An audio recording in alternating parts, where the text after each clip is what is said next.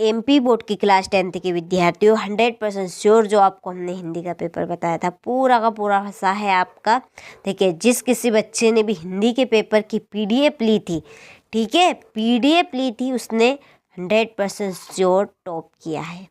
ठीक है, अब आप समाजिक विज्ञान के पेपर में भी धोखा मत खाइए, क्योंकि आप सभी को वही प्रश्न पत्र यहाँ पर प्रोवाइड करवाया जा रहा है जो 100% श्योर आपकी परीक्षा में आएगा।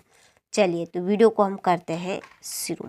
ठीक है, तो देखिए कि इनमें से कौन सी रबी की फसल है। इसका आंसर है चना। दूसरा है देश का सबसे पुराना कृत्रिम पतन कौन सा है, चेन्नई। तीसरा है प्राथमिक क्षेत्र की गतिविधि है मछली पकड़ना। भविष्यवाणी के अनुसार 2025 में कितने लोग जल की नितांत कमी झेलेंगे, 20 करोड़। सिन्हली को श्रीलंका में कब राजभाषा घोषित किया गया, तो इसका आंसर है आपका 1956 में। ठीक है, चलिए, तो इतने प्रश्न के आंसर का स्क्रीनशॉट ले लीजिए आप। ठीक है, इसके बाद में छठा प्रश्न कि पृथ्वी का कितना भाग जल से घिरा है, 3/4। ठीक है, फिर रिक्त स्थानों की पूर्ति कीजिए। पहला है कि विभिन्न देशों के बाजारों को आपस में जोड़ना ही ट्रेड कहलाता है, तो इसका आंसर है आपका वैश्वीकरण। ठीक है, दूसरा है कपास डेडेस का पहला प्रतीक थी, इसका आंसर है आपके दूसरे का नए युग। ठीक है, तीसरा डेडेस पर आधारित सामाजिक विभाजन सिर्फ भारत में ही है, इसका आंसर है आपका तीसरे का जातिवाद। चलिए, तो यहाँ से स्क्रीनशॉट आप ले लीजिए अच्छे से। देखिए, इसके बाद में है चौथा कि भारतीय संविधान में भारत को राज्यों का डेडेस घोषित किया, तो चौथे का आंसर है आपका संघ। ठीक है, इसमें क्या आएगा आपका संघ। और पांचवा बेल्जियम डेडेस का एक छोटा सा देश है, तो इसमें आपका आएगा पांचवे में यूरोप। ठीक है, छठा है डेडेस क्षेत्र के श्रमिक वस्तुओं का उत्पादन नहीं करते, तो आपका छठे का आंसर आएगा तृतीयक।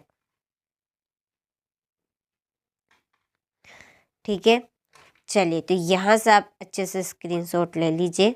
देखिए, आप अच्छे से कंप्लीट करें, इन प्रश्न के 100% श्योर आने के पूरे चांस हैं।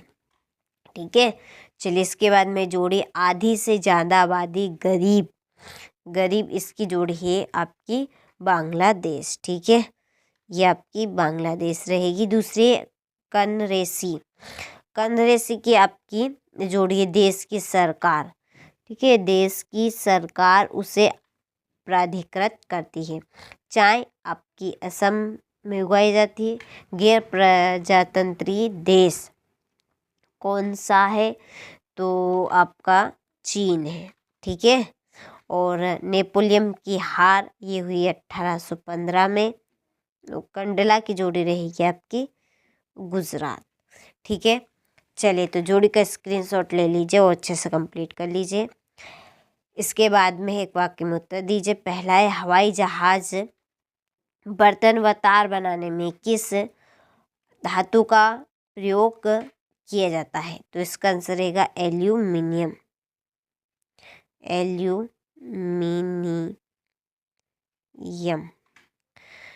ठीक है, और दूसरा है साइमन कमीशन भारत कब पहुंचा, तो ये पहुंचा 1928 में। तीसरा है लैंगिक विभाजन किस पर आधारित है, तो तीसरे का आंसर रहेगा आपका सामाजिक अपेक्षा पर।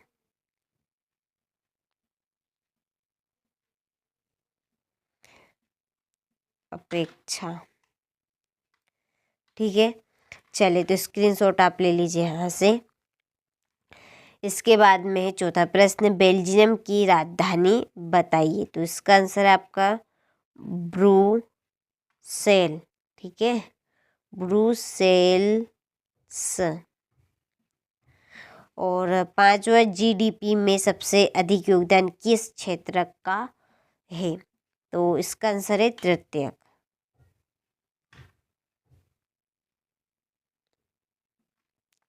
छठा, 1860 के दशक में कानपुर में कौन सी मिल खोली गई थी? तो इसका आंसर है एल्गिन मिल।